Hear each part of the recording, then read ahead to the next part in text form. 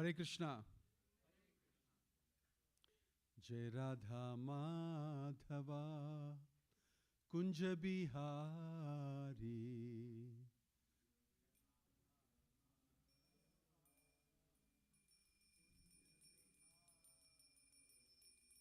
Gopi Jana Vallabha Girivaradhari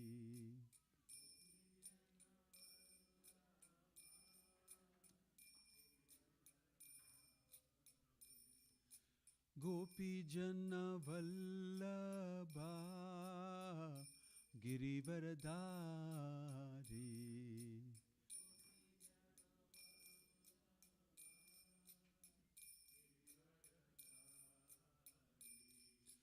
Yashodanandana Vraja Janaranjana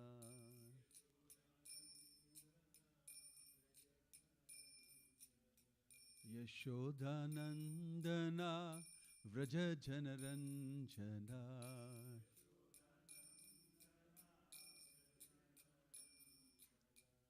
Yamuna Tira Vanachari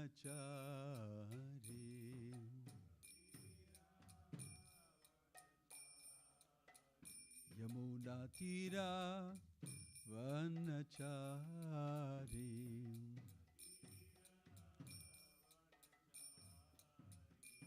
Jaya Radha Madhava Kunja Bihari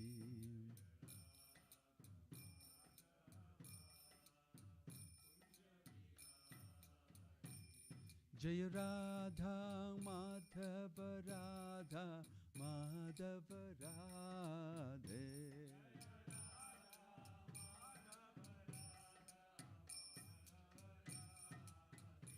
Hare Krishna Hare Krishna Krishna Krishna Hare Hare Hare Rama Hare Rama Rama Rama Hare Hare Hare Krishna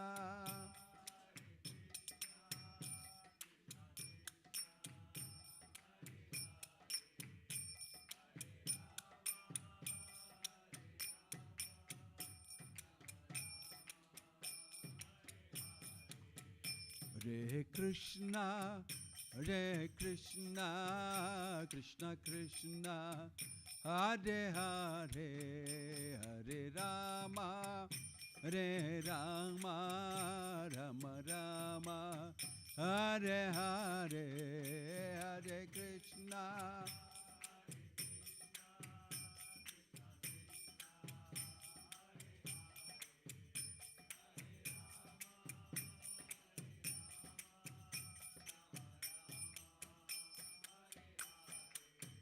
Hare Krishna, Hare Krishna, Krishna Krishna, Hare Hare, Hare Rama, Hare Rama, Rama Rama, Hare Hare, Hare Krishna.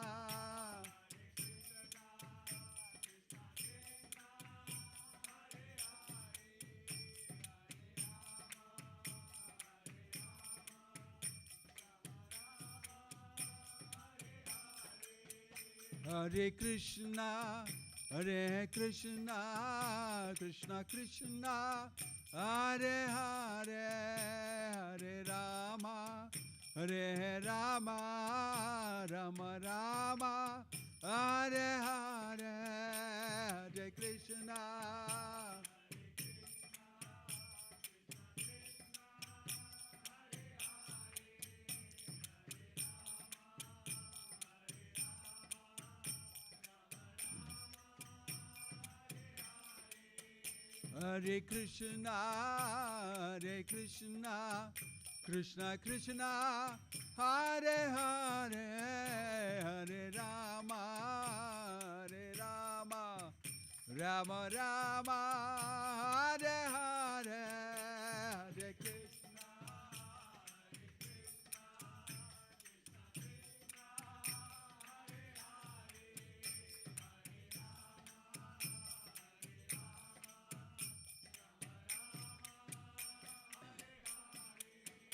Hare Krishna, Hare Krishna, Krishna Krishna, Hare Hare, Hare Rama, Hare Rama, Rama Rama, Hare Hare, Hare Krishna, Hare Krishna.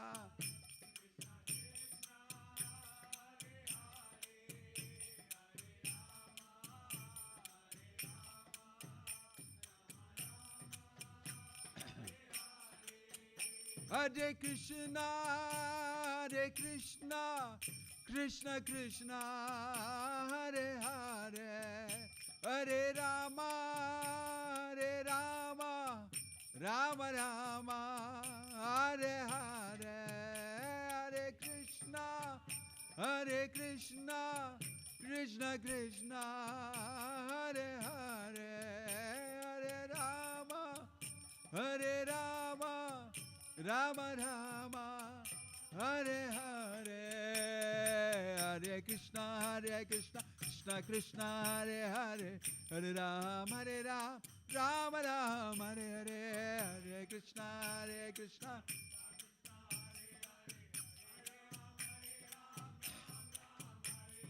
Hare Krishna, Krishna Krishna, Hare Hare, Hare Rama, Rama Rama, Hare Hare, Hare Krishna, Krishna.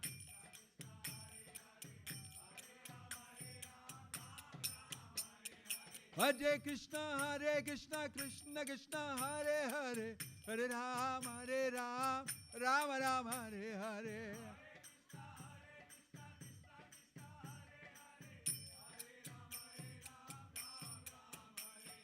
Hare Krishna, Krishna Krishna, Hare Hare, Hare Rama, Rama Rama, Hare Hare.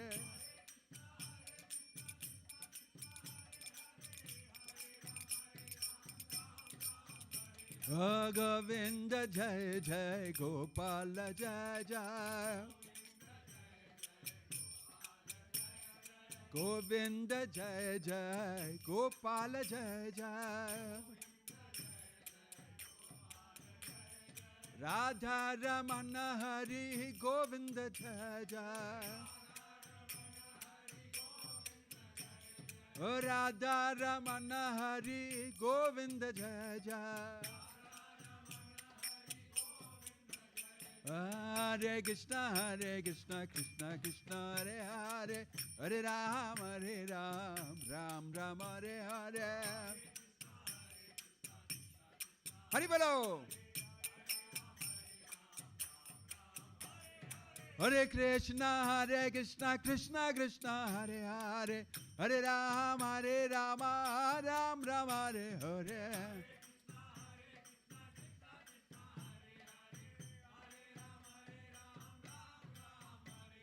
Hare Krishna, Krishna Krishna, Hare Hare, Hare Rama, Ram Ram, Hare Hare.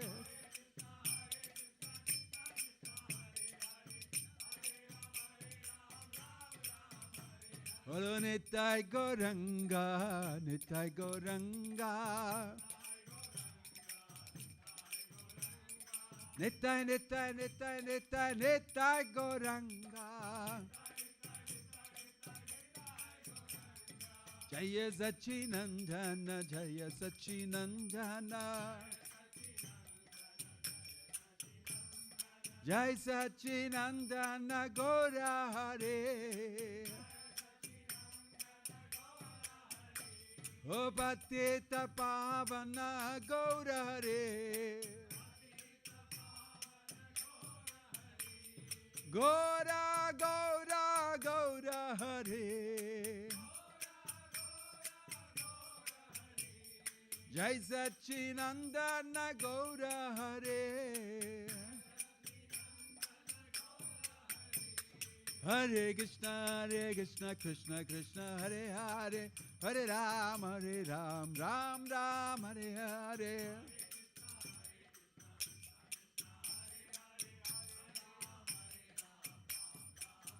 Nitai Gaura Riba, Riba, Riba, Riba, Nitai Gaura.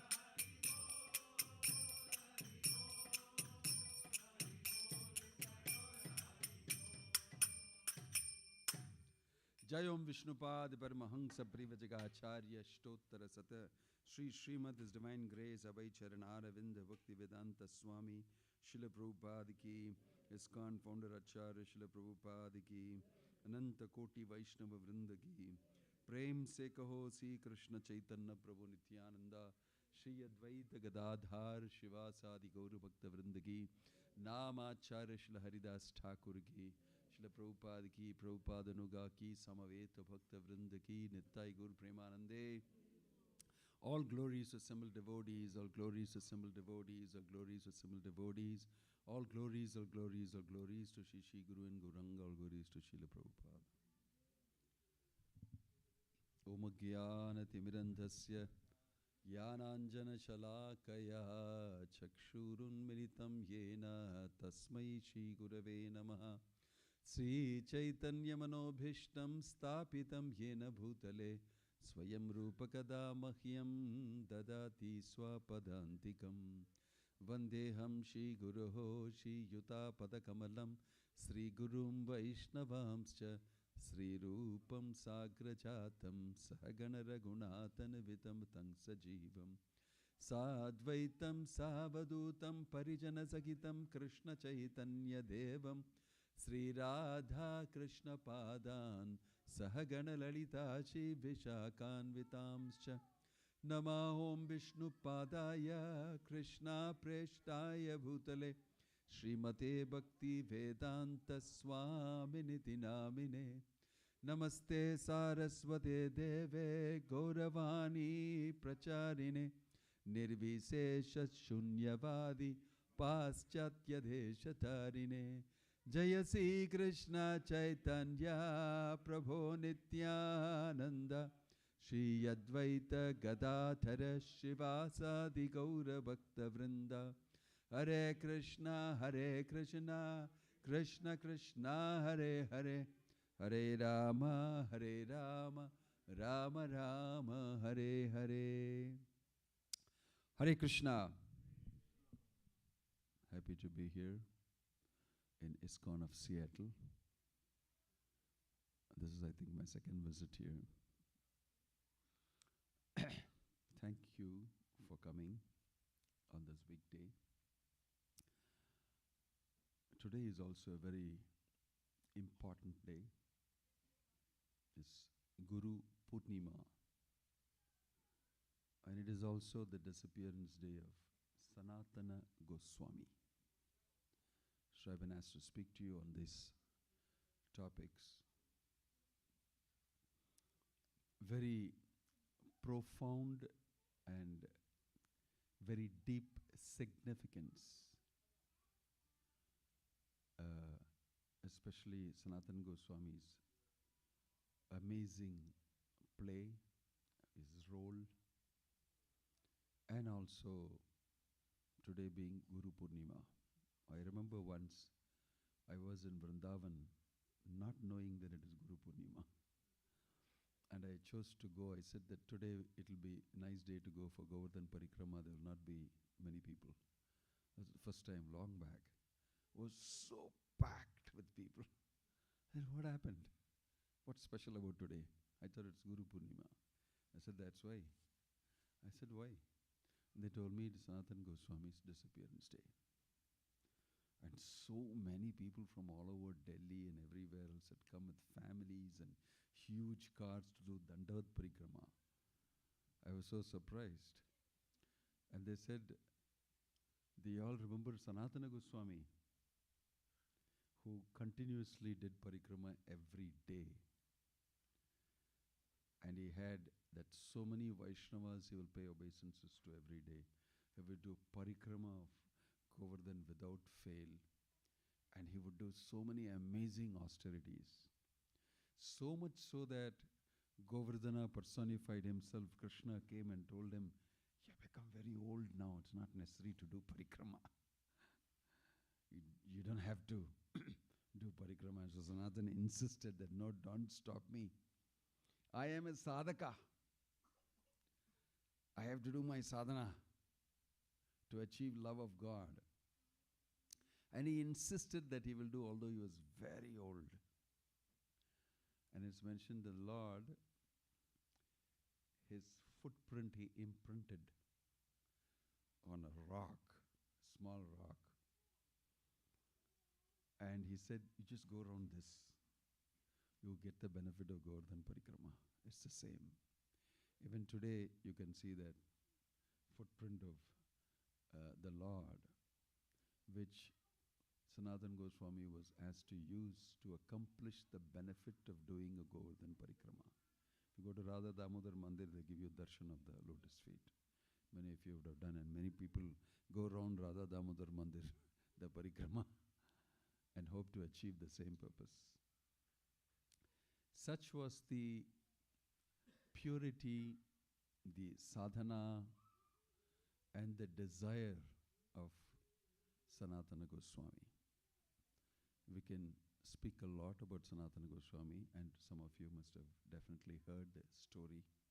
But for our own purification, I thought I'll speak some sections of it with lessons we can learn. That would be interesting.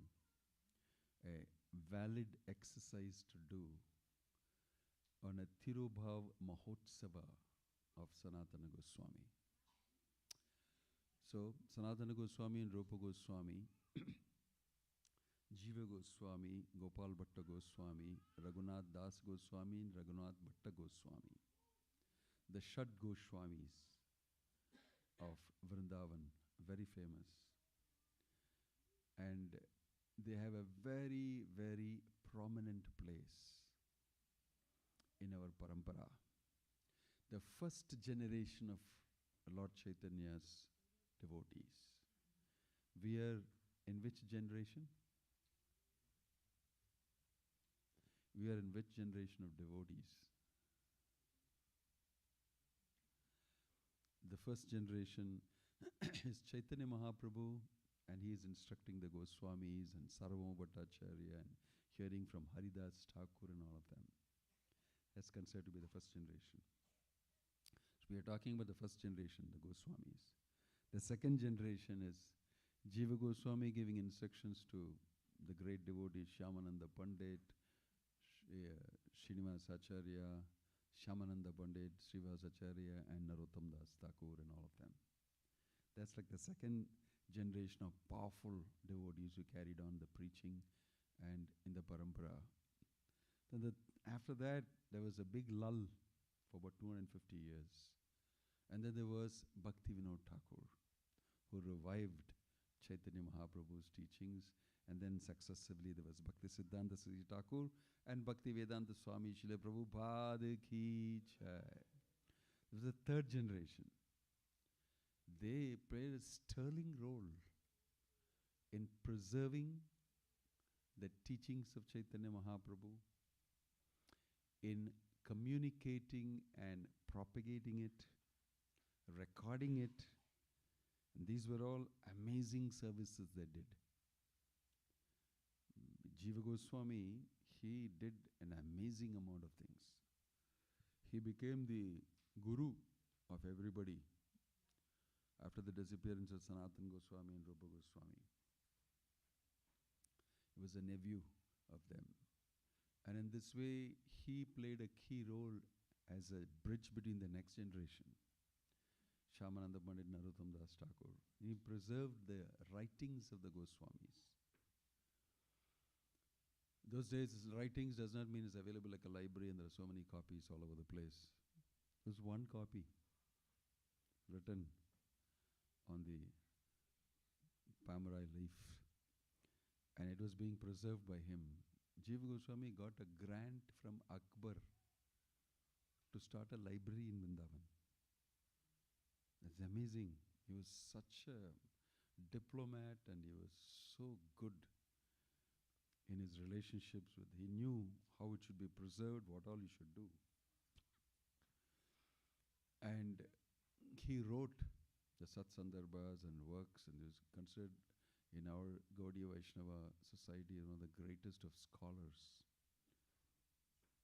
And the generation after that came Baladev Vidyabhushan, who was another great scholar, under the tutelage of Vishwanatha Chakravarti Thakur. In this way, they all preserved the legacy given to us by Chaitanya Mahaprabhu. So great credit is given to the Goswamis for doing that.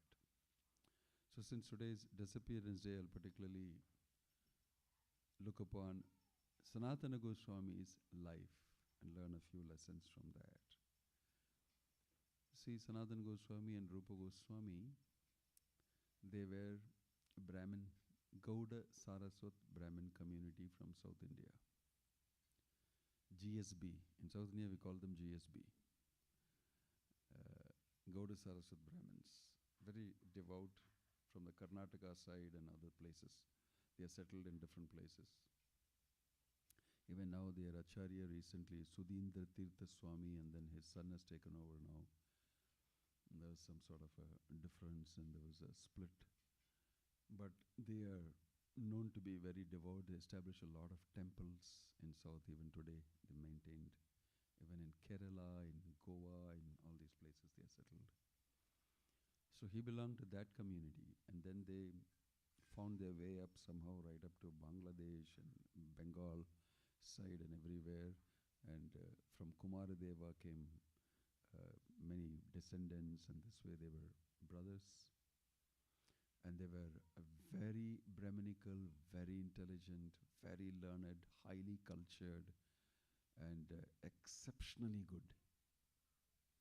And so the Nawab Hussain Shah then was Muslim ruling. You know, Chaitanya Mahaprabhu appeared in 1486. And he did his Leelas till 1526. I'm sorry, 1532. In 1526, the Mughals invaded India. Babur started ruling in 1526.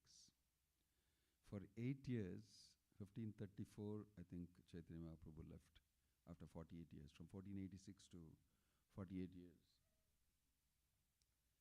Chaitanya Mahaprabhu was available when Babur was ruling.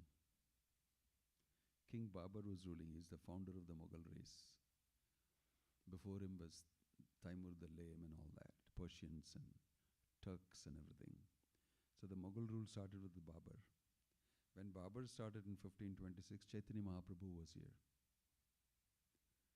In fact, in 2 years' time, he built the Babri Masjid. Babri Masjid, on top of the Rama's temple. It destroyed it and built it. So when we were there for the Kumbh Mela, Ayodhya opening, so that time I was saying that Chaitanya Mahaprabhu witnessed the destruction of the Rama temple and the building of the he must have at least known about it for sure, because he was existing then for 8 years in Babur's rule, from 1526 to 1534. Lord Chaitanya left in 1534. He ended his pastimes. So you can imagine the setting, the powerful Mughal rule. Babur was also known to be a very torturous king. He was not very kind. And they destroyed many temples and killed many Hindus and converted and all that thing. Violence. But quietly on the side was Chaitanya Mahaprabhu doing his work. Well, all this was going on. And he was instructing the Goswamis. And he instructed Sanatana Goswami. He instructed Rupa Goswami in Dashashvamedha Ghat in Prayagraj. And he instructed Sanatana Goswami. All this was happening when the setting, the social setting, how it was tense because it was filled with Mughal ruling for the first time. And the Nawab, the then ruling Nawab, he told, find out some sort of an assistant that I need. And there's another big story about how he came upon Sanatana Goswami and Rupa Goswami, because they suggested some amazing small thing for the king's ministers. And then the king came to know about it and said, who are these people who did that? Bring them here, because he's on the hunt for people who can take over administration and everything. He brought them, and they were brought, and he told them that, I'm very happy with the suggestion you've given. things have become much better. So I want you to continue work with me. And they said that we are simple people, just like this, like this. Then he threatened them and told them, if you don't do what I tell you to do, I'll torture the Hindus even more. I'll finish your temples, I'll give you all sorts of harm. But if you do what I tell you to do, I'll look after all of these people in my kingdom that are Hindus. I'll give them all the facility and everything. Sort of, I'm just putting a long story short. And they had to acquiesce to that. They were stuck, put in a corner. So they said, okay, and then this way they became Dabir Kas and Sakara Malik. Santosh and his name was, what was his name? It became Dabir Kas. Although people say Dabir Kas Sakar Malik is the name, it's not a name, it's a title. Dabir Kas Sakar Malik. Sanatan Goswami was Sakar Malik and Dabir Kas was Rupa Goswami. It means the chief minister and it means the private assistant secretary of the king. Dabir Kas Sakar Malik. In this way their titles were changed. And then the Brahmins rejected them because you guys became Muslims. And you're working for a Muslim. And you're working for the king. They eat the cow. They kill the cow and eat it. Today I was welcomed by a cow. Beautiful here. You have a cow sitting in Seattle temple. So they rejected them. And they were also fanatics at that time. They didn't have a preaching mood or anything like that. So they rejected them, and in this way they were lost. And they were forced to do the next day. They were maintaining their treasury, and he was going around conquering places. The king, and he was very confident about Dabir Kas and Sakar Malik, Sanatan Goswami. He had so much trust and faith in them because they were of high caliber, high order gentlemen, highly cultured, very honest, even with the Muslim king. Very honest. And they knew diplomacy, they knew political strategies, they knew everything, and they advised the king. And he was so happy with them, he was having victory after victory. Having a second level that is very good is the key to success. Everybody who is working in the corporate world also knows that. People who are your subordinates, especially those who are capable of being intelligent enough to advise, to strategize, to do things together, are the most important people.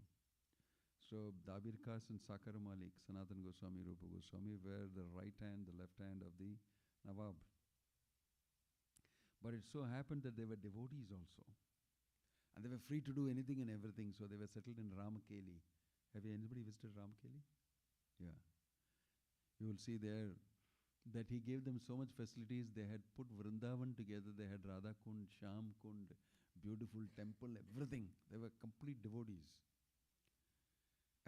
But the great pain in the heart was that they couldn't meet with Chaitanya Mahaprabhu, whom they had heard about. And they knew very well that he is Krishna himself. They read the scriptures. They were very thorough and everything. They were hankering to meet with. And amazingly, Chaitanya Mahaprabhu also was planning to meet them. Because Rupa Goswami, Sanatana Goswami and Krishna Leela were Vishaka, Lalita, all of them together. So they, in their manifestation of Leela along with Chaitanya Mahaprabhu, were awaiting that great, wonderful Milan, the meeting. So if you read the Chaitanya Charitamrita, there you see exactly who they were. Prabhupada told us a Vaishnava is a person who is a lion in the chase and a lamb at home. You can see this in the life of Sanatana Goswami, Rupa Goswami. They were very good in their workplace as devotees. I'm talking about balance. Quite often devotees come and ask me this, how to be a devotee in the workplace and back at home. I often tell them that who asked you to be a devotee in the workplace? That will affect you being a devotee at home. You should be a lion in the workplace, a lion in the chase. And you will see that in Sanatana Goswami and Rupa Goswami. They mean business. They meant business. And they were diplomats, they were political strategists, they were advising, they were doing everything paka. Back at home, they had their temple, their worship, they were complete devotees.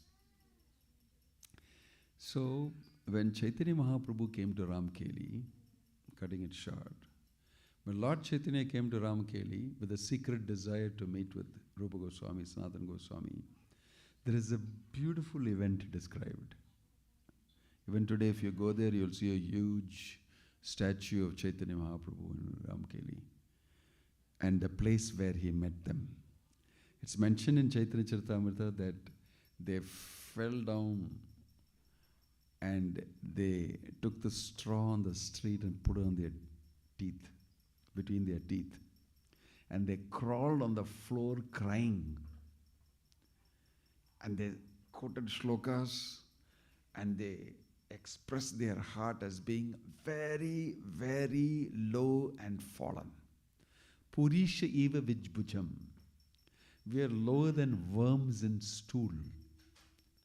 Their humility was described there. And Krishnadas Kaviraj Goswami adds beautiful shlokas. I'm not able to go into that in great detail. It's one of my favorite portions. And watching them do that and express themselves in all their heart to Chaitanya Mahaprabhu, Lord Chaitanya instantly initiated them. Aji hobe dunhara naam rupa sanatana dhainya chada tumi tumare dhainya fate moramana. Very beautiful verse. Here afterwards, from today onwards, your name is Rupa and Sanatan. I mean, they got instant initiation the first day they saw Chaitanya Mahaprabhu. And there's no queue waiting for so many years and tests you have to write and you have to select. There's nothing like that. As soon as he saw them and as soon as they prayed in humility, Aji hove dunharanam Rupa Sanatan. Even without asking for initiation, Chaitanya Mahaprabhu gave them. Called them, your name is Rupa, your name is Sanatan, not Dabirka, Sakara Malik, Santosh and all. Forget it. Dhainya chada tumhe. And the first thing he told them is, give up your humility. Can you imagine a phrase like that? Being told by your guru on the first day you meet, give up your humility. Why? Dhainya chada tumhe. Tumare dhainya fate moramana. Your humility breaks my heart. What an impression they made. And not because of some false humility, they were groveling on the floor and, bootlicking and, some artificial humility. They were really humble. That's the point to be noted. And it was so truly humble that they affected the Supreme Personality of Godhead. So much, it was, stop it, give up your humility. It hurts me. Dhainya chada tumi, tumhare dhainya fate moramana. It just breaks my heart. That's the type of humility. It broke the heart of the Supreme Personality of Godhead because of its genuinity. And at the same time, you'll see these humble people, you see them in the workplace. It's different. They're not foolishly humble. We'll see that in the Leela also. They're not foolishly idiotic. Humility in the wrong place. I saw a nice poster. I often, it's about 10, 15 years back maybe. And I used to use it in all my sessions. There's a poster of a big lion sitting like that. And it's written there, a very prestigious looking lion like that. It's written there, I work for money. If you want loyalty, go hire a dog. That's funny. I thought it struck me the first time I saw that. I work for money, period, full stop. If you want loyalty, go hire a dog. I'm a lion. And I said that this is what it should be attitude in your workplace for a devotee. This is very good. I work for money because I just want money for my roti, kapda, makan here and maintaining my family and other things. I have some duties to do. I don't neglect them. I'm a responsible person. I'm a devotee. So, in the workplace, be a respectable gentleman. People will respect you because you have values. You're a worshipper of God. And you have discipline. And you have values. People respect you secretly. Individually, each one will respect you, but they will not say it outside. This is an amazing thing about a person of value. Outside, they can't say some things because in common parlance, if you talk about religion, if you talk about God and all, they say something else. But deep inside, I wish to be like you. You're such a strong personality. You carry your values and what you believe in. You don't care to hoots for others in this way. But at the same time, you're very concerned and you're very nicely driven. Deep inside, people form impressions about you. You know, Prabhupada told us about that story about that boy who wore a tilak. The Muslims took over the school. You've seen that, you know? Oh, you'll see that in that small book, Prabhupada Nectar. That the Muslims took over the Hindu school. And they said that nobody here, everybody should become a Muslim very soon. The first thing you should do is nobody should wear any bindi, any horizontal, vertical, nothing you should wear. And don't come in all these devotional dresses. You should wear like this, like this. What one boy, a devotee, went and told the father. Father said, don't care for all that, just do this. We are devotees. He is the only one who wore tilak and came to the school. And the Muslim principal said, how dare you wear? Nobody else has done it. And the boy said, I believe in God. My father told me that I should wear this. I pray God every morning and I wear this and I come. This is my faith. He said this and the principal became very happy with him. He said, you are this, and when you do this, and when you do your job, you don't have to be artificially humble. That's not the place to be a devotee. That's the place to be a person of value. Prabhupada said, be proud of being a devotee. He's used this word. One must be proud of being a devotee. But this does not mean pride. You can see this in Chaitanya Charitamrita that the humility of Sanatana Goswami and Rupa Goswami broke the Lord's heart. At the same time, you can see Vallabha Bhatta, whom Lord Chaitanya respected and encouraged very much. It's a very humorous and wonderful instance there in Chaitanya Charitamrita. Vallabha Bhatta, was supposed to be Vallabhacharya, was Vallabha Bhatta when he came to see Chaitanya Mahaprabhu, and he is a scholar, a Brahmana. And he wanted to actually show off his scholarship quite a bit. Even amongst devotees, Vaishnavas, you have people who want to score their scholarship. I know. Compare this with Rupa and Sanatan. They actually know, and therefore they are humble. If you really know, you'll become very humble. Those who may not know are those who may be filled with pride. This is very interesting. If you really know like Rupa and Sanatan, you'll be on the floor. Have a very humble. See, you must understand that humility does not mean artificially, in psychology they tell you self-flagellation, whipping yourself. You're bad, you're this, you're that. We all suffer from that. In a social situation, we have a psychological problem that we compare each other materially and then we beat ourselves. they do not have these type of problems. You must understand that humility does not mean, beating yourself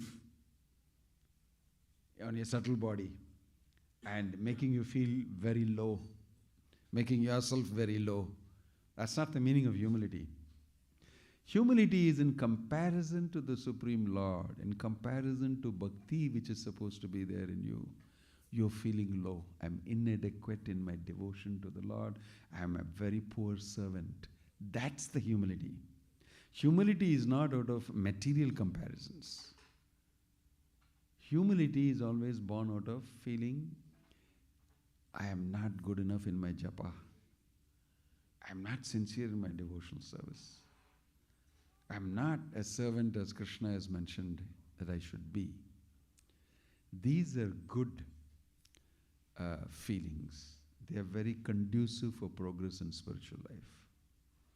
At the same time, Vallabha Bhatta, although he was humble, he was proud of his scholarship and his so-called understanding. He was completely on the wrong track. And it's very interesting to see how they put him in place. Chaitanya Mahaprabhu's associates, including Advaita Acharya and all of them together, Swarup Damodar and Govinda and all of them together, put him in place. Because every time he would come there, he would speak about Shastra and challenge. He would challenge others there and ask all sorts of questions. For every question, they would give a very stunning answer. The understanding of the Gaudiya Vaishnavas, understanding of Lord Chaitanya's associates were so clear and so wonderful that it shocked Vallabha Bhatta. Every time he came up with a scholarly, rendition of this is that, why did you do like this? They would say very nicely and they would smile. Internally, they will say, this person really is a nice guy. He's a nice person. He's a devotee. He's a Vaishnava. But he thinks he knows. He's proud. So they were, playing the fool with him. And every time he would go back feeling very bad. And he would go and speak to Gadadhar Pandit. And he was friends with Gadadhar Pandit. Others did not receive him very well and all that. And every time he had some problem or the other. Because he was trying to show off his scholarship. And there's an amazing event where he asks, one day he visits Advaita Acharya and says, you people are all chanting the holy name, no? Actually, as per Shastra, we are all feminine, Prakriti, all the jivas. There is only one male, Krishna. And then he said, the wife and the husband, example. Striling means feminine and this thing. He said, the wife should never call the husband by the name. How are you chanting the holy name you're saying? How is it you're chanting Krishna Rama? You cannot chant the holy name like that. Because you are Stri, gender. And you are chanting the name of your husband. Then immediately Advaita Acharya smiled and said, actually the right person to answer this question is here. He's coming, Chaitanya Mahaprabhu. You ask him. They wanted to have fun now. Let's throw this on Lord Chaitanya and see what he says. Because they've been having enough fun with him regularly. He comes out with questions like this. So then they told, see, he's coming, you ask. And then they told Chaitanya. And then he went and told this to Chaitanya Mahaprabhu as a question. How can the wife call the husband by his name? And Chaitanya Mahaprabhu, smiled. Because he knew what's happening immediately. These people have got together and they just want to throw it on me and they want me to say it. So he got into the game instantly. He's the Supreme Lord. He knows he's a super soul in everybody's heart. And he knew what was happening inside Vallabha Bhatta's heart. He's a nice devotee. But he's doing the wrong thing in the wrong place. In the company of devotees, why is he exhibiting himself this way? I told you, a lamb at home you should be. I'll give you an example of this. A lion in the chase and a lamb at home. But why is he doing this? He's a nice devotee. Why is he spoiling himself? So Chaitanya Mahaprabhu smiled when he said that the wife should never call the husband by name. So you guys are all doing something wrong. How can you chant Hare Krishna, Krishna Krishna, Hare Hare? Although he's also doing it, just come up with this. So Chaitanya Mahaprabhu smiled and said something very amazing. Said, my dear Vallabha, you don't know that if the husband orders, the wife must do it. It's Krishna's order that you must chant the holy name. So you must. Swami, he said, use the word. If the Swami, husband says so, the wife should do it without any question. Yes or no? And they all laughed. They all laughed. What a fitting answer he gave. And then Vallabha again was completely crushed in front of everybody. He said, somehow these people defeat me every time. They are amazing devotees and they know everything. In this way, he went and cried again to Gadadhar Pandit and said that this is too much. There is no chance given for me anywhere to, pull out this thing. It is pride. It is plain pride. So he came back after speaking to Gadadhar Pandit also. He told, Gadadhar Pandit told him, don't come and meet me. Chaitanya Mahaprabhu always is angry with me because I'm talking to you.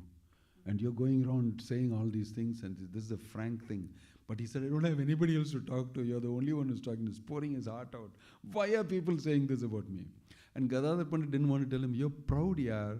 Why don't you stop being so proud? Right?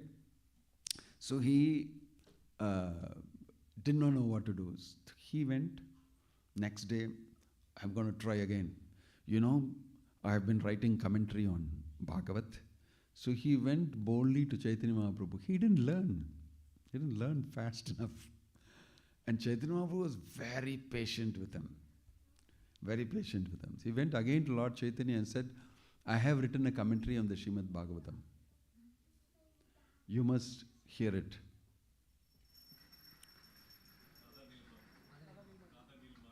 Shri Radha Nila Madhava ki, Shri Sitaram Lakshman Hanuman ki, Shri Jagannath Baladev Subhadramai ki, Shri Gauranitai ki. So he came back and said that I have written, and I think I don't agree with Sridhar Swami's commentary, the famous Sridhar Swami's commentary, and my commentary is better than him. My gosh, he went and said this to Chaitanya Mahaprabhu. It's a height of pride. Now Chaitanya Mahaprabhu got angry. But made a sophisticated remark based on what he remarked earlier yesterday. He told you, the Swami's order, the wife should hear. So today again he said, one who does not listen to the Swamis, I consider him to be a prostitute. In other words, if you don't listen to the husband, you're a prostitute. He used the word Swami. Sridhar Swami, he punned on the word. Yesterday's comment, today he turned around this way and he said, one who doesn't listen to the Swami, means one who doesn't follow the commentary of Sridhar Swami, I consider to be a prostitute. Very strong word, but smilingly he told. And everybody else thought, oh my gosh, this man is not understanding. That was a real big blow for, again, coming from the lotus mouth of Chaitanya Mahaprabhu. This is just telling you about Ghamand, about pride. In a devotee, the Lord never likes pride in his devotees. This is, you can see repeatedly. Go to Jagannath Puri also, you'll see Sudarshan Chakra and Hanuman. Big pastime. He never likes pride in his devotees, but at the same time, they remain devotee. He respects them for their devotional service, but he wants to remove the pride. Vallabha Bhatta, it's mentioned that, found it very difficult to get rid of his pride. But the other side, you have the Goswamis, Rupa Goswami, Sanatana Goswami, genuinely humble, with not a spot of pride. Not a spot of pride. It's actually very difficult to be. Many times we hear humility and this thing. We are hardwired to immediately do it externally. Prabhu, pay obeisances and all, touch the feet and all that. We just take everything very externally.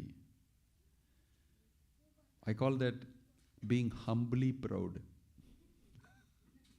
I call it humble pride.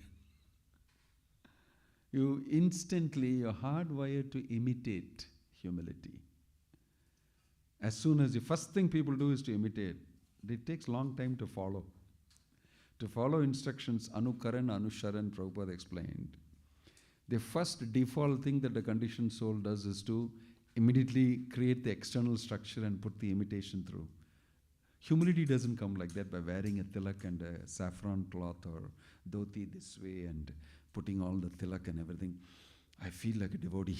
My gosh, you see that I took a bath, which I normally don't do so often. I'm, able to take a bath, put some tilak and wear a new dhoti, Wow, maybe this is what's the meaning of a devotee here. Feels good. And Hare Krishna, Krishna Krishna, Hare Hare. Then if they come and tell you, Prabhu, will you do this service? Don't disturb me, Don't you dare come near me. I mean, your real stuff comes out. It's difficult to actually be humble. Humility is not so easy. It's easy to imitate. But Sanatana Goswami, Rupa Goswami were actually humble, right from the heart, inside. They could see Krishna, they could see Chaitanya Mahaprabhu, and they were just saying, please save me. Keyami, kene amere jhare tapatraya. First question asked, who am I? Why do the threefold miseries attack me like this? I don't know. Pandita Mani, the people, Vyavahara, they locally in the village, people think that I am great, we are learned, we are that. But we know, we don't know. Kiyami, who am I? So, humility is acceptance of certain things. The reality, acceptance of the reality that you are a rascal. You left Krishna. Krishna bhuliya bhogavanchagare. Nikatastha maya jhabatiya dhare. That you forgot Krishna and you came to this world to enjoy. And you may be still doing it. You may be still doing it. Accept the reality that you are a hybrid. You've just started devotional services, but you're not really up to the mark at all. You're a sadhaka. This Chaitanya, in front of Chaitanya Mahaprabhu, Sanatana Goswami is posing to be a sadhaka. He's not posing. He's saying, I am only just a sadhaka, but people think all sorts of things about me. No, I don't know. Keyami. I don't know even who I am. I'm just wanting to learn. That was the humility. So many of us, we know a few shlokas from the Bhagavad Gita and the Bhagavad or something, which we repeat and cut and paste everywhere, and we think we know. This thinking we know is the most dangerous thing. And it's a powerful illusion. You think you know, right?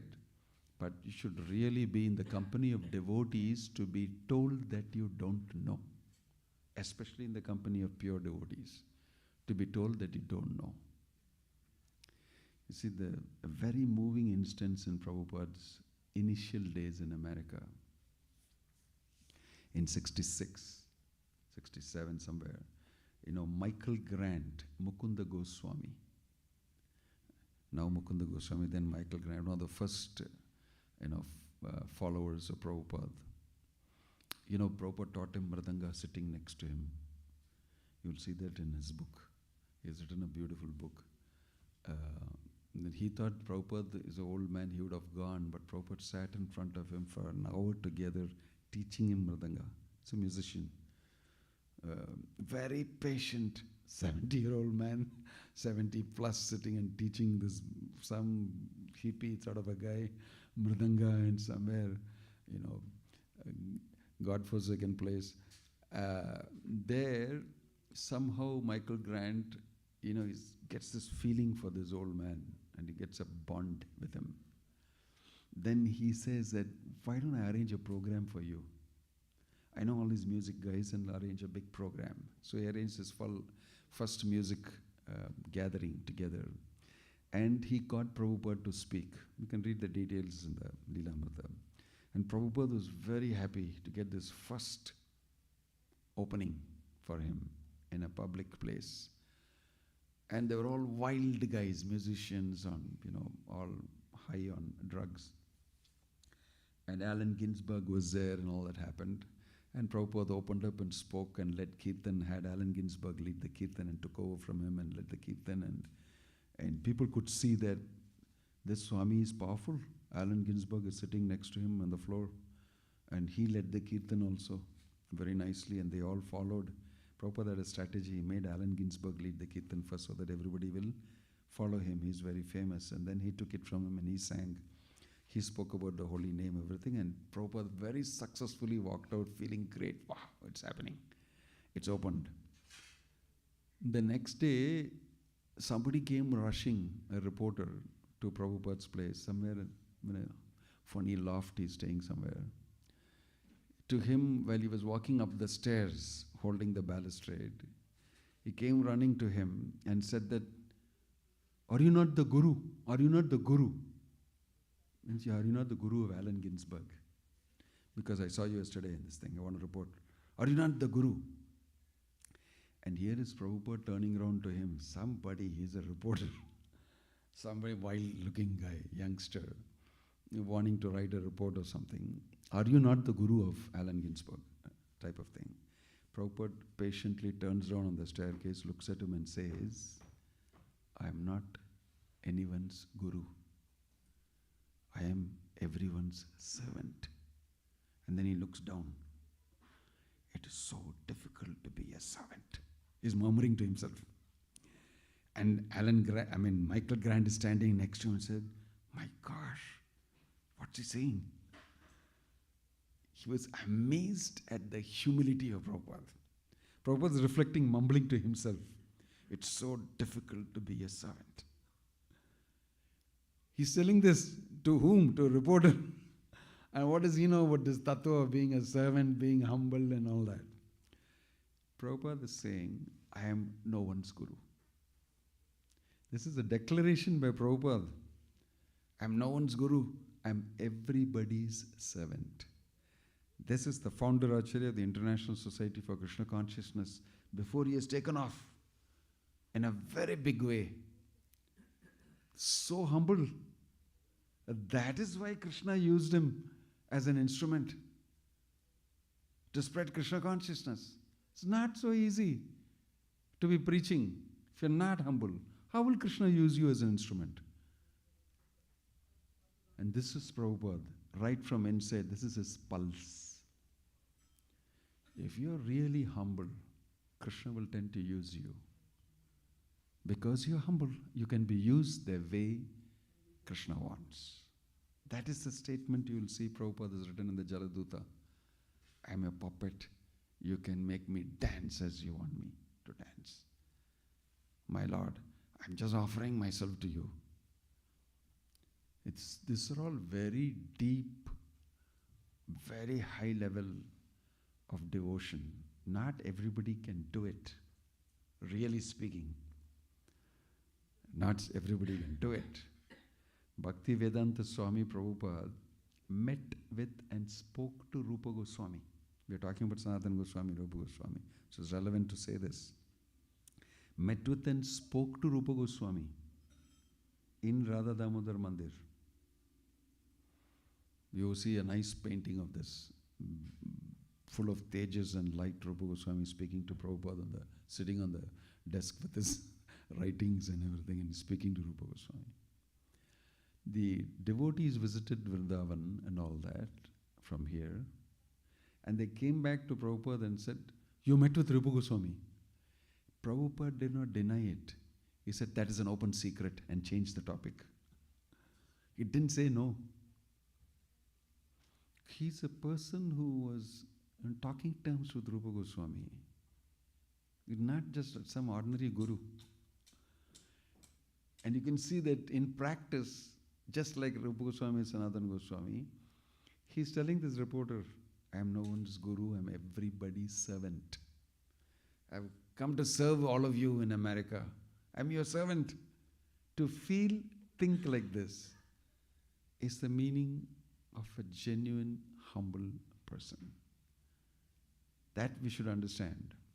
Somehow in the process of us taking up various responsibilities and positions and everything in the Krishna consciousness movement, we miss out on the main aspect. So it's a lesson to learn from Prabhupada, from the Goswamis, a lesson in humility.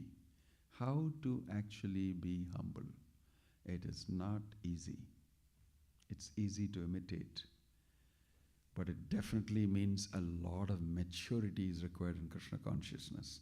A lot of realization too. So the Sanatana Goswami, he was very humble.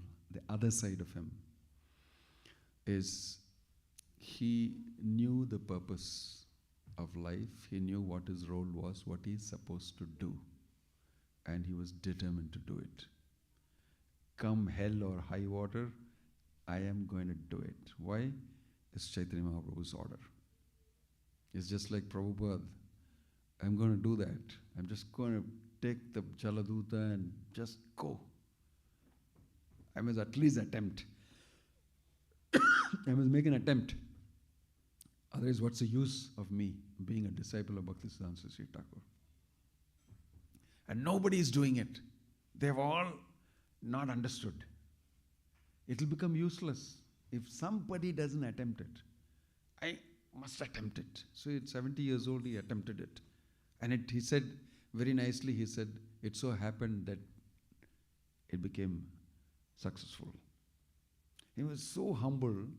And somebody asked him, why did you not go to London, to UK? Because that was the most greatest, cities, and everybody was going towards that side. Very cheekily, Prabhupada said, I thought that if I go to a place where nobody has gone, if I fail, nobody will talk much about it. So I went to America. Because if I fail, it's not bad. Because I went to a new place, that's why I failed. But if I go to London and fail, it's very bad. Because people have already gone before. Bon Maharaj went and came back and all. So I thought I'll go to... It's a very humble statement. He was thinking I'm going to fail. So this is humility. Very genuine, very authentic. In corporate circles, they speak about authenticity in leadership. A lot. Prabhupada was very authentic. He's very authentic. Very simply authentic. Authenticity takes simplicity. Complex people handling 1,000 different positions and attached to various things can never be authentic. Can never be authentic. Anyway, that's a different subject matter. But Sanatana Goswami, Rupa Goswami left with Anupama, and Rupa Goswami left. They just boldly left. And Rupa Goswami divided his wealth and all that is mentioned, Chaitanya Charitamrita. Then, hearing that Rupa Goswami has left, the Nawab became very angry. He said, you are irresponsible brother. Rupa, Dabir Khas has left, and you also are another irresponsible fellow, because he stopped coming, saying that I'm sick. He told a lie. Then now you must understand. The same humble Sanatana Goswami in front of Lord Chaitanya, he broke his heart, he said. Here, he just said, now it's time to go. I already met Chaitanya Mahaprabhu and he has already given blessing, it's time to withdraw. Boldly withdrawing on the basis of that. He told a lie that I'm not well. And then the Nawab said, check up, because I got a hunch that it's not possible, because his brother has left. Something else is going on.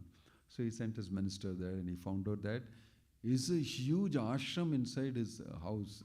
There are so many Vaishnavas, they are reading Bhagavatam together, doing, kirtan, and he's having a fun time there. Who? Sanatana, I'm not well, yeah.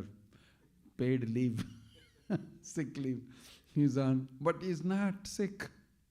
He's not sick. Actually, he's sick of the Nawab and sick of the job. That's one type of sick leave he took. And he is at home reading the Bhagavat. Sometimes we want to do this. Yeah, forget it. I want to go to Vrindavan and I want to do. But it doesn't last for too long. But because you're not doing it in a guided way. So, but Sanatana Goswami knew he is guided. So when the minister came and said, then Nawab himself came home and said, what are you doing here? Your brother is another irresponsible. You also, he said, no, I'm not coming anymore. Put him in the jail. Took Sanatana Goswami, put in the jail. You can visit the jail even today in Ramkeli, very huge stone-walled jail. He was put there. Then the amazing thing Sanatana Goswami did there is, these people are not ordinary people. The Nawab, he knows he can't win because both spiritually and materially they are edge much, much higher than him. He's also afraid that this fellow will do something to me. He's too smart. To put him in the jail and lock him up, I want him. That's not the way to possess people. See, in management, you can't do that. You can't lock up people and pick their brains, pick their talent. That's what most corporations do. Now they are understanding that we can't just keep them on a leash of, I give you money, you do this and, pick you. So he did that. And what Sanatana did is, he didn't clamor or anything. He quietly kept chanting his japa, doing his thing, and waited for the right thing to do. And he got an idea what to do. He got a cryptic note from Rupa Goswami saying that I've kept 10,000 gold coins for you. Use it and get out of that place. This, you should pay all the money in the world and spend all the money in the world to become Krishna conscious and get liberation from the material situation. Our money is meant for that. It's meant for Krishna consciousness. So use it. Sanatana Goswami very solidly, his conversation with the warden is very interesting. There he told a lie that I'm sick. He's not feeling that I have sinned, I am morally, ethically wrong. I told a lie. This is what's the meaning of stupidity. If it is necessary, shate shatyam achareta. Chanakya Pandit said, if the opposite party is using that weapon of cheating and cunning and everything, you also pick up that weapon here. It doesn't matter. People are afraid of doing certain things in certain places. Krishna himself told Yudhishthira, tell a lie. This. Ashwatthama is dead. And he will think this way. But actually you're not telling a lie. In this way, cheat him, kill him. Then I cannot do that. I cannot do that. And he made a big mistake by saying to Krishna that I will not do that. You know the story that his chariot went up. So the same way here, Sanatana Goswami is not a fool.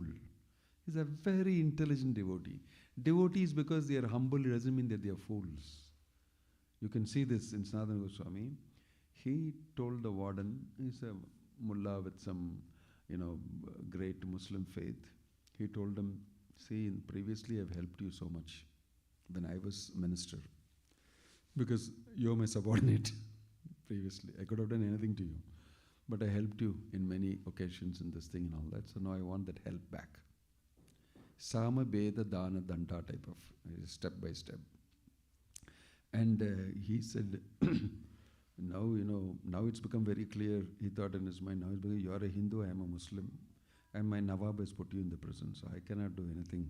I'll not do anything. Slowly he said that, and the big bluff he told him is, you see, you cannot stop me because I want to go to Mecca. That is the best part of it. I'm going on a pilgrimage to Mecca. Should you not assist me as a true Muslim? What a ploy. I mean, he is definitely not going to Mecca. He is going to Lord Chaitanya, which is one type of Mecca. He told that fellow that, you see, it's mentioned in the Quran that anybody who helps anybody to go to Mecca will get liberation from this world. It's mentioned, no? I am going to Mecca. And he said, how can I cannot. He took out, kept in front of him, bags of gold coins. And he said, you take this. Why are you working for so long as a warden? You take this. Bribe. Next thing he did was bribe. First thing was a lie that I'm going to Mecca. Next thing he gives a bribe. He knows how to bribe. He's been a minister. He's bribing him. And he said, my gosh, that the warden is very afraid. He's highly tempted. But it's like, 10 lifetimes I had lived, I wouldn't earn so much. He put that money in front of him. And then he said, no. Little by little he is increasing the... First he said, the thing, then he said, then he told him from the Quran it's mentioned like this, very focused, very strategic.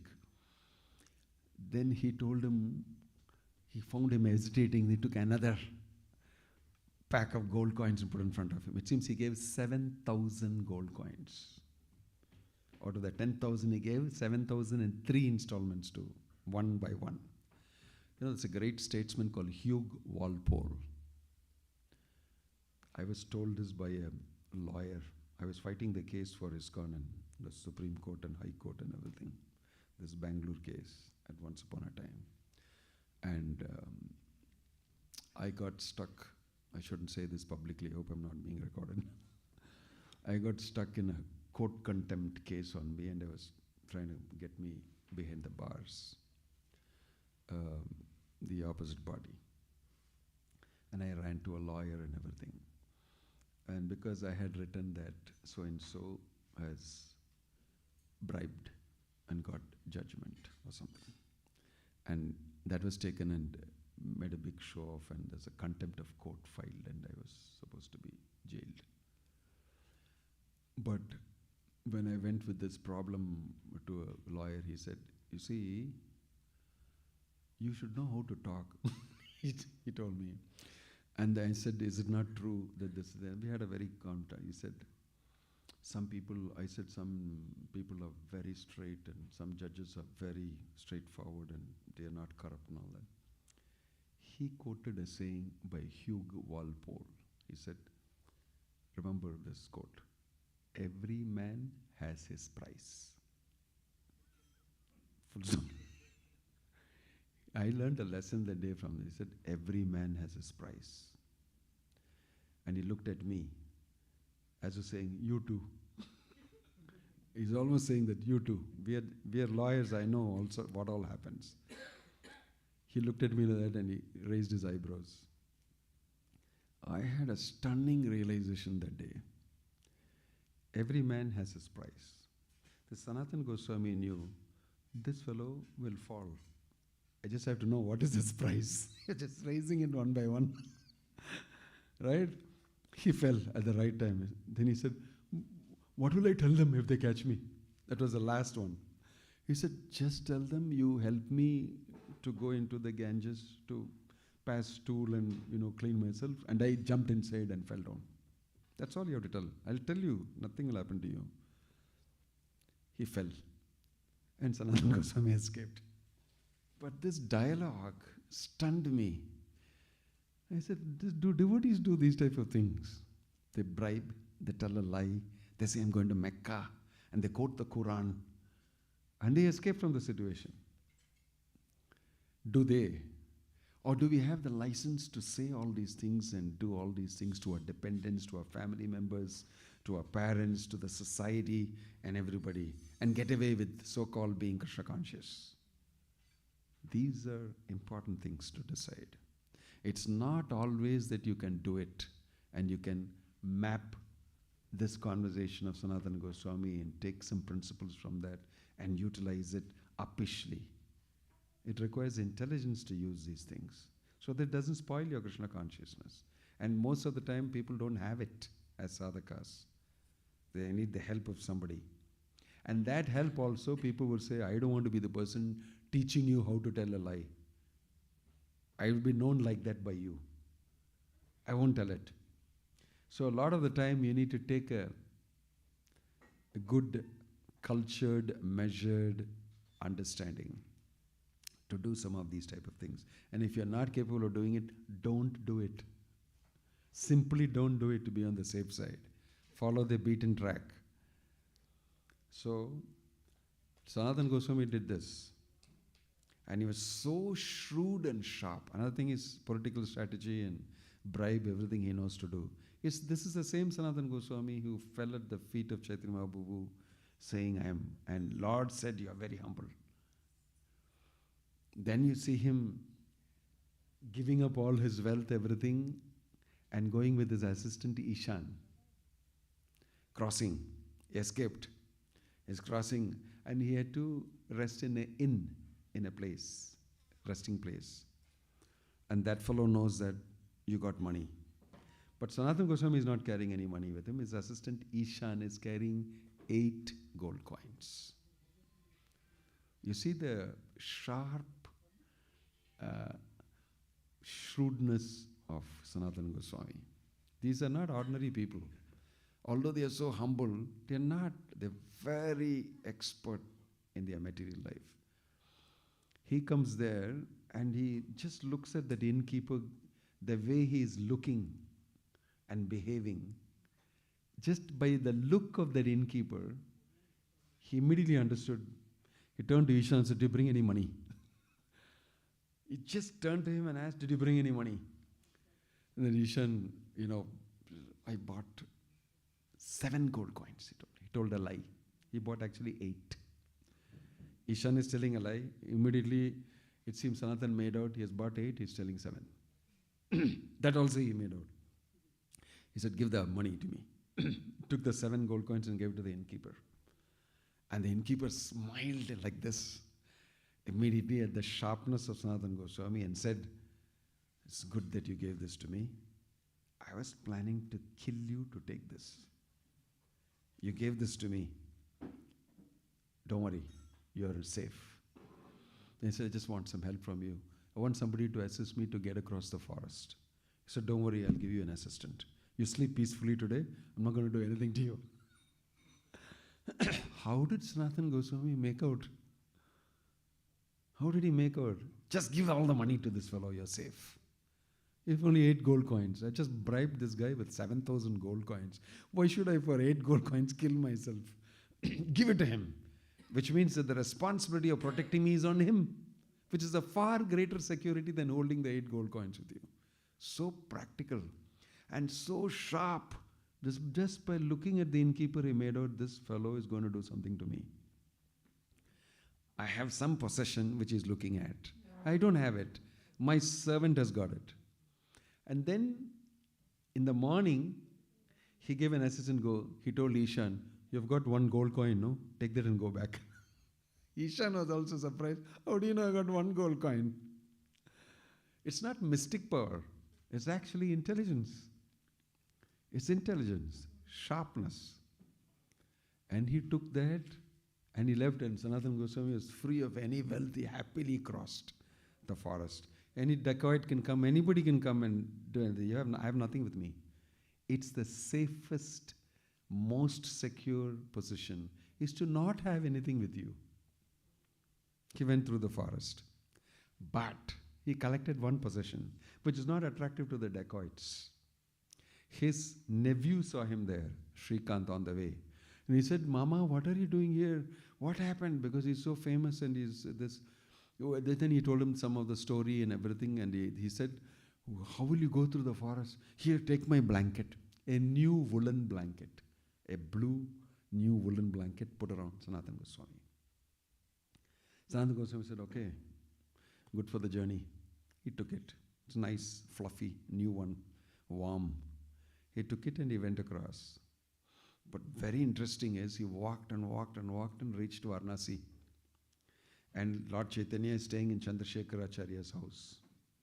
And he comes there and, I made it, sits on the door, on the steps, and he just goes to sleep. Because I've reached my destination here, safe. This Chaitanya Mahaprabhu is right here. He went to sleep, and by the time it's been weeks, he's been traveling, and his hair is grown, his beard is grown, and his clothes are so dirty. Everything has become very. He's there. And Lord Chaitanya is telling Chandrasekhar, "Sanatana Goswami has come, go and get him." Okay, this is a very funny thing. So Chandrasekhar goes outside. Chandrasekhar Acharya goes outside and he looks around and sees this guy, some beggar sitting here. Things, and he's thinking Sanatana Goswami will be clean shaved, shikha and nice tilak and like a paka ISKCON devotee he will be,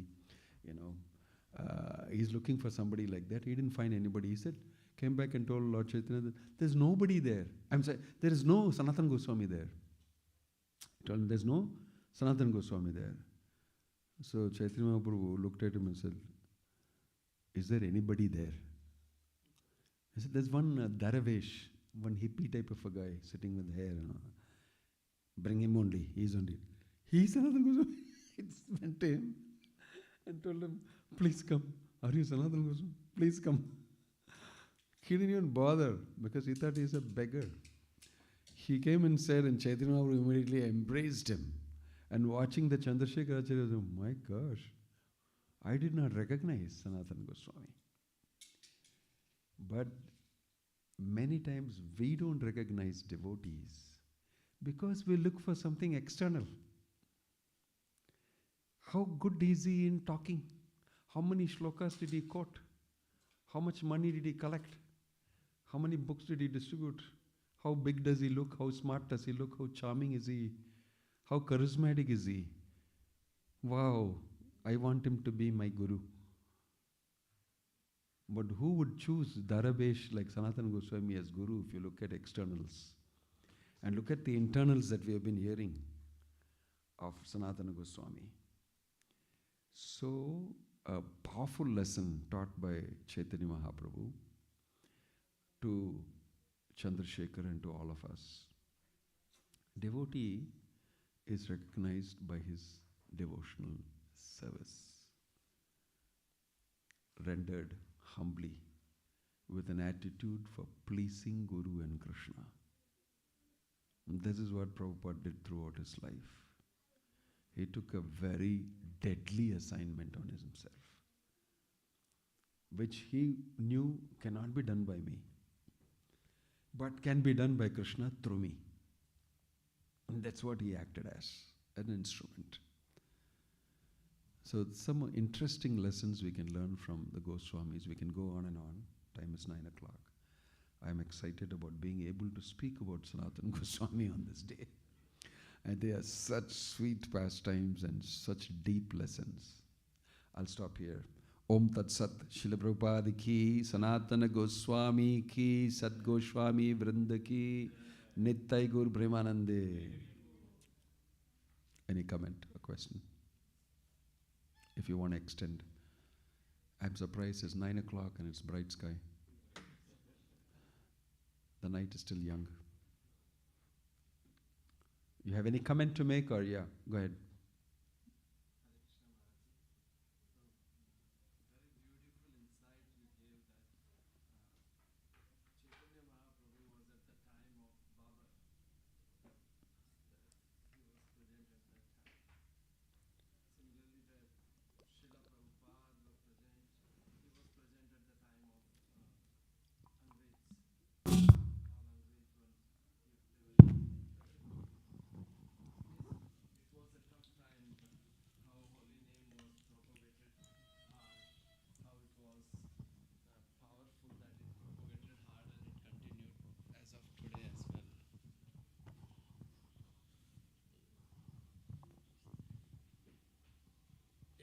Just to make it a... Oh yeah, you just made a comment.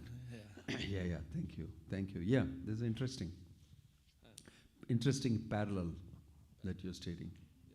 Yeah, Prabhupada and the Britishers, British rule.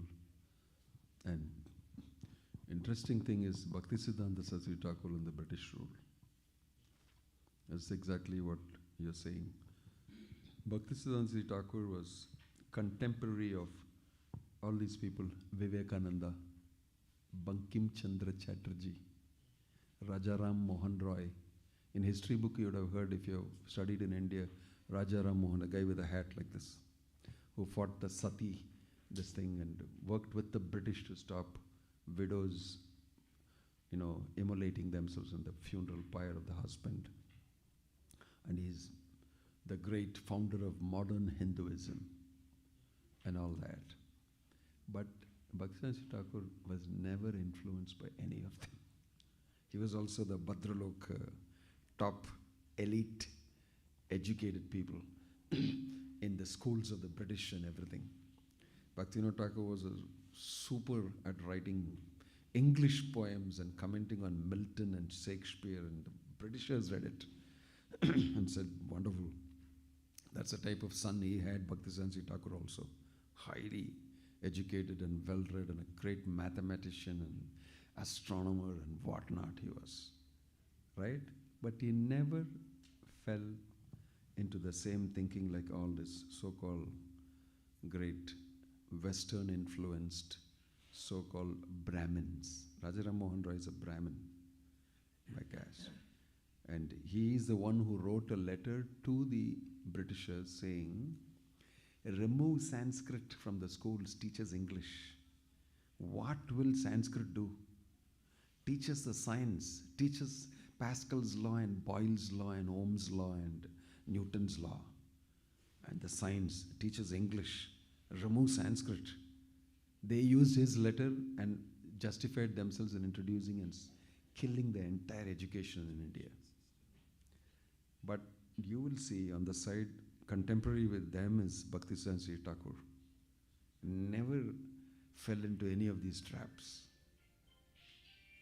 Kept speaking pure devotion and impressed Prabhupada. He was becoming a Gandhian, seriously, Prabhupada. And, after seeing Bhaktisiddhanta Thakur, he just gave up all these things. So these are important things. The parallel. So in your last statement, Maharaj, in that reference, the Sanskrit language is now accepted by the NASA because it becomes much easier to communicate with the astronauts up there in their conversations. Yeah. Many things are happening. Hare Krishna. I had a To put it shortly, why do you want that intelligence? Why do you want that intelligence of Sanatana Goswami? to solve problems. It is, your situation is not like that of Sanatana Goswami. You should say, I should get appropriate intelligence according to your situation, time, place, circumstance. That's what is important. Okay? So you have a situation, you have this thing. I simply tell you, chant Hare Krishna. The intelligence is provided. Dadami buddhi yogam tam yenamam upayanti te. Krishna is mentioned in Bhagavad Gita. I will give you the intelligence to be able to come to me. So the intelligence that Sanatana Goswami had, you use the word material intelligence, is spiritual intelligence, what Sanatana Goswami had. The byproduct of that was something material. Okay? So don't ask for material intelligence. You will only have as much as your karma affords and provides as per your horoscope. There is no other intelligence. Of course, today you can talk about AI and this and that. That's another topic. Intelligence is according to your karma, what you can afford. The rest is just knowledge. Intelligence is different from knowledge. Intelligence is how to utilize knowledge, to discriminate. It's mentioned in the Bhagavad, 6 aspects of intelligence. Discrimination, doubt, memory, sleep, apprehension, misapprehension. 6 factors of intelligence, very beautifully described. So you will be able to do that according to what your horoscope provides. But when you become a devotee, Krishna is saying, I will give you intelligence even in your tight material situations to preserve your devotion. That's what Sanatana Goswami is doing. It's not that he has material intelligence. His intelligence, his material intelligence is a byproduct of his spiritual culture and his humility and faith in Krishna. Material intelligence is a byproduct of your spiritual culture. Remember this very well. You will automatically get the amount of material intelligence that is not even written in your horoscope because you have surrendered to Krishna.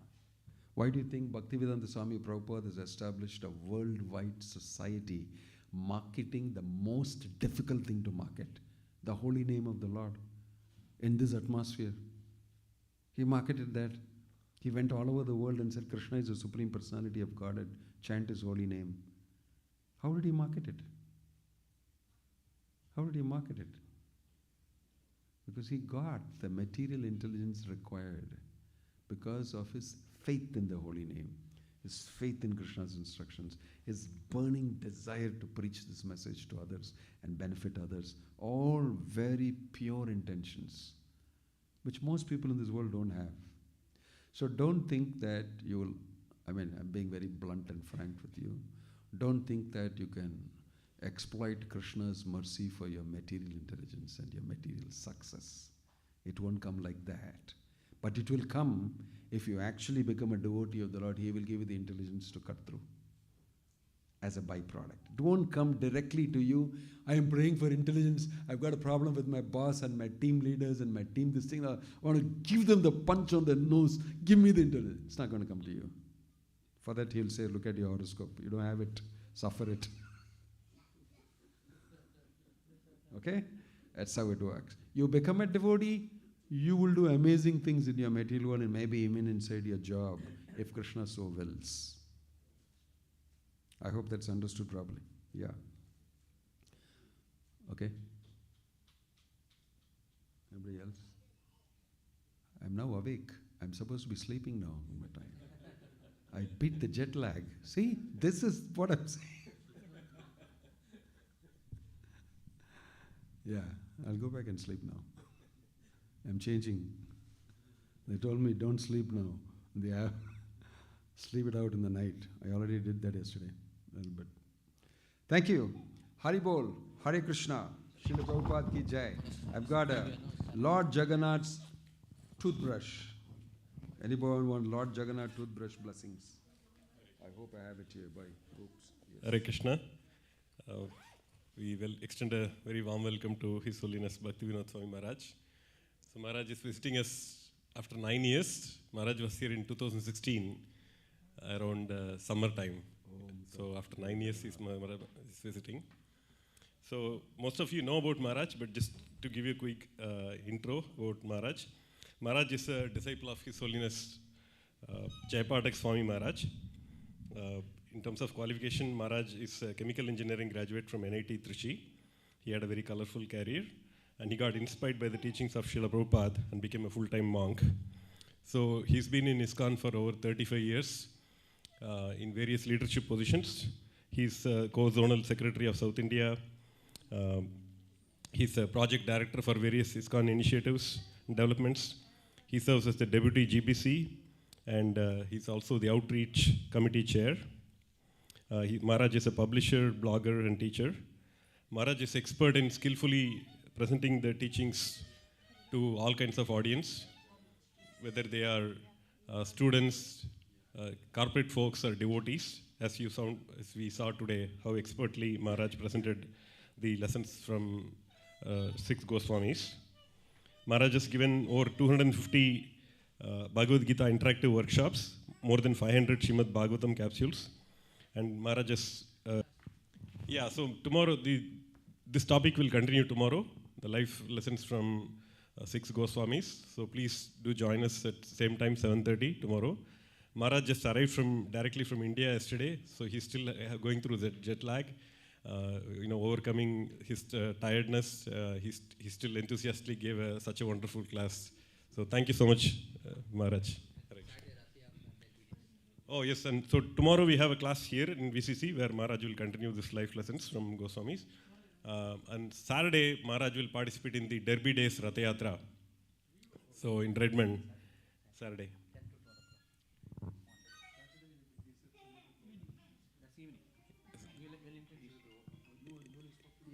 Yeah, Hare Krishna. Yeah. In the evening.